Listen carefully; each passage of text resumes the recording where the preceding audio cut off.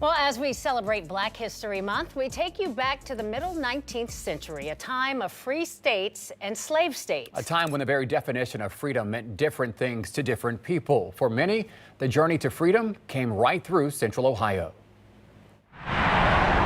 Nestled on a residential street just blocks away from the heartbeat of Ohio stands a house that for many years hid a secret. Welcome to the Kelton House. Built in 1852, this brick structure would become more than just a family estate, but a symbol of hope and freedom. We know that the family were abolitionists. But the owners, Fernando and Sophia Kelton, were passionate abolitionists and active in the Underground Railroad, a sprawling network of secret routes, pathways, and safe houses that helped countless enslaved people escape from the South to freedom in the North during the 18th and 19th centuries. And there were a lot of people that were working together to take these fugitives to freedom. That included many families right here in Central Ohio who, like the Keltons, opened their home knowing the danger.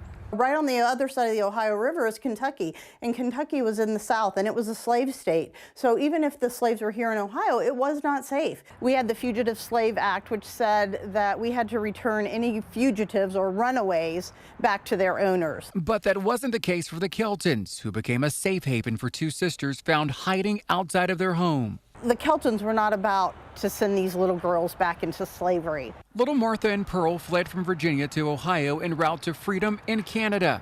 However, Martha was very ill. And so they brought the girls into the house and fed them and bathed them and give them clothing, let them rest and eat.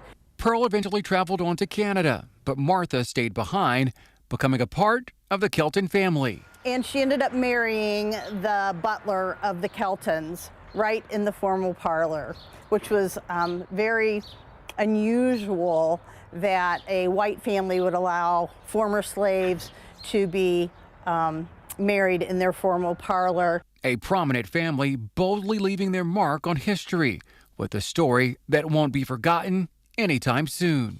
This is the Underground Railroad Training Theater, and this is where we bring school children when they're on field trips. Since being saved from demolition in the late 70s by the Junior League of Columbus, the house has been a museum, serving not only as a history lesson with plenty of original artifacts to help narrate the past, but also as a physical reminder of how far we've come as a country.